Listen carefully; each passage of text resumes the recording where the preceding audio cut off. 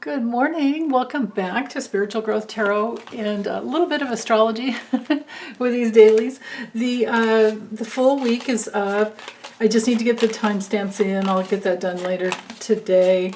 But I'm doing this on Sunday. So this is our astrological chart for Monday, September 11th, 6 a.m. Pacific. We have the moon in Leo. And you can see how it's only 3 degrees away from Venus. So it should be a wonderful day for loving. We have a sextile over to Mars in Libra, which makes it even that much more loving and open. And of course, because it's 9/11, all of you sensitives out there, all of us who are very, connected at the heart level, we'll be feeling the waves of grief going across the planet, and especially with this earthquake in Morocco. My goodness, there's so much, and Ukraine. There's a lot. So I'm never one to say, oh, you got to block that. You got to be careful what you connect with. I say, whenever the feelings come up, you go into them as deeply as you can. And, unless they're feelings of wanting to harm yourself or another person, then that's completely different. In fact, those aren't feelings. Those are emotional reactions. But unless it's something like that, I think the best thing is to use all of that powerful passion in your heart to help others.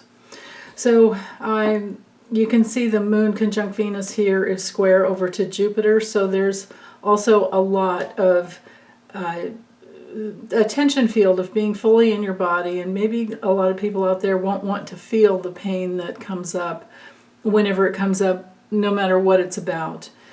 But, it's like, do you guys remember? I don't know if you've all seen it, but there's this...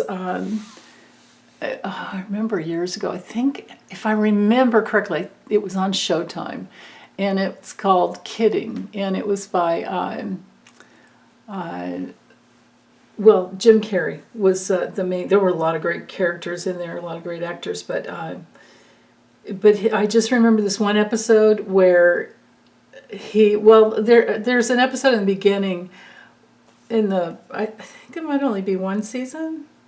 No, there might have been 2. Anyway, somewhere in the beginning he said, every pain needs a name. And that is like burned into my brain. Every pain needs a name. So when we go through the painstaking, work of trying to figure out what we're feeling and why, it's actually healing for us. So just remember that. And then there's that other scene where there's this kintsugi, Japanese art where, they break bowls and then they put gold paint on the broken pieces before they glue it back together, and they paint the cracks with gold. And in that movie they said something about like your scars don't mean you're broken. It's proof that you have healed. And I just love that. So I always remember those, lately, last few years, I tend to remember those quotes. So anyway, the cards, we have the Queen of Wands. So she is, all of our fire signs. So we're talking Leo, Sag. I'm sorry, Aries, Leo, and Sag. But when I look at her, I just think all Leo. But she could definitely be an Aries person, or it could be you and the aspect of Aries that you have in your chart. She is the epitome of self-confidence and warm, loving, giving, passionate spirit that just, I'm here, I'm just here, and I have my intuition. That's why we have the black kitty here. It's one thing I love about the Rider-Waite-Smith. There's, all the symbology. She's holding a sunflower, which relates to life, so maybe we're going to be sending lots of healing energy to Ukraine today.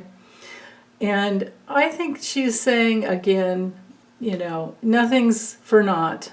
Everything has a purpose. And even when painful, grieving feelings come up, with the Five of Wands, don't stuff them down. Our only struggle should be to keep our heart open. Don't resist, with Saturn and Leo, don't resist the powerful feelings that might come up today. And with the Two of Pentacles, know that when it comes to reverse, know that you can handle it. You definitely can. You don't have to worry about not being able to ride those waves, you know, surf the feelings.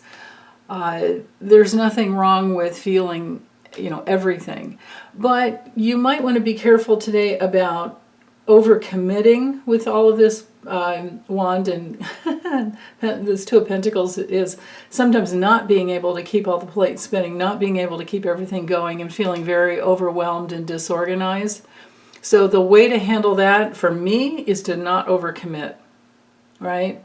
Don't take a chance when you know that, like, especially if you've been feeling tired, you know, don't take on any more than you have to, you know, to take care of yourself. It's one of those times to say no. And learning how to say no is one of the hallmarks of Jupiter in Capricorn as well. Jupiter is all about healing, and healing our belief systems primarily. And in Capricorn, we must always adhere to the limitations of our physical body. And again, just, you know, keep loving yourself through whatever you're going through. And if we can just do the best we can to send all the love, as much love as we can tap into inside and send it out. And what helps me too is to look at nature, and that makes me feel love. I can feel the love when I look at the little birds, the little hummingbirds that come by, and all the bees that are around the flowers that are still out, and you know, getting ready for fall. I just absolutely love it. So you probably have, most of you have kitties at home. Maybe have kitties and doggies. Oh, oh, I've had my share of both. So with your pets around, it's really easy to get into the love state. And then when you're in the love state, send it out. Just send it out. Just open your heart and send it out. And that is the best thing we can do, you know, for those that we can't actually reach. And when we don't have any control over, like, you know, we don't have any control in Morocco, and we don't have any control over what happened, you know, at 9/11. We might have some lessons